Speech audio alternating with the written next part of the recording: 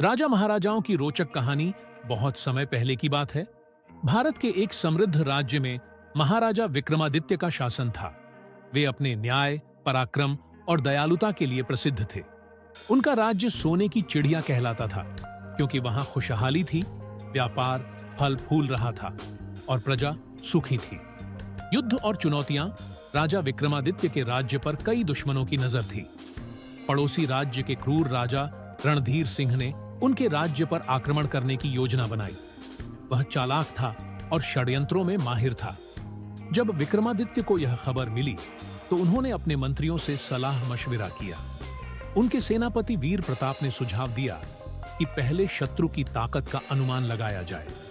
महाराजा विक्रमादित्य ने अपने जासूसों को रणधीर सिंह के राज्य में भेजा।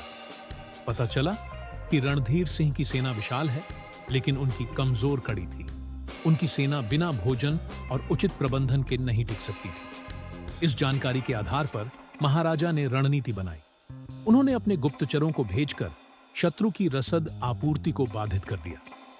रणभूमि में पराक्रम। जब रणधीर सिंह ने आक्रमण किया, तब तक उनकी सेना भूख और प्यास से कमजोर हो चुकी थी। विक्रमादित्य ने अपने शक्तिशाली योद्धाओं के साथ युद्ध किया। भयंकर लड़ाई हुई, लेकिन विक्रमादित्य की चतुराई और वीरता के कारण उनकी सेना विजयी रही। रणधीर सिंह को बंदी बना लिया गया, लेकिन विक्रमादित्य ने उदारता दिखाते हुए उसे जीवनदान दिया और संधि कर ली। न्यायप्रिय राजा महाराजा केवल युद्ध में ही महान नहीं थे, बल्कि न्यायप्रिय भी थे। एक बार उनके दरबार में दो व्यापारी आए। दोनों का दावा था कि एक हीरा उनका है। राजा ने सुनवाई की और एक अनोखा फैसला किया। उन्होंने एक सैनिक को बुलाकर कहा कि हीरे के 2 टुकड़े कर दो और दोनों को बांट दो।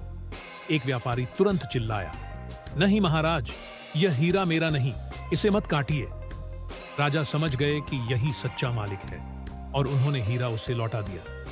राज्य की समृद्धि। महाराजा विक्रमादित्य के न्याय और बुद्धिमत्ता से उनका राज्य और भी समृद्ध हुआ। उन्होंने कला, शिक्षा और विज्ञान को बढ़ावा दिया। उनके शासन में विद्वान, कवि और कलाकार फलते फूलते रहे।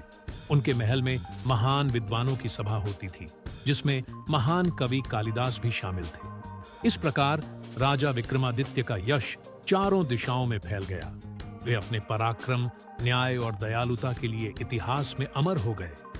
उनका राज्य स्वर्ण युग के रूप में जाना जाने लगा।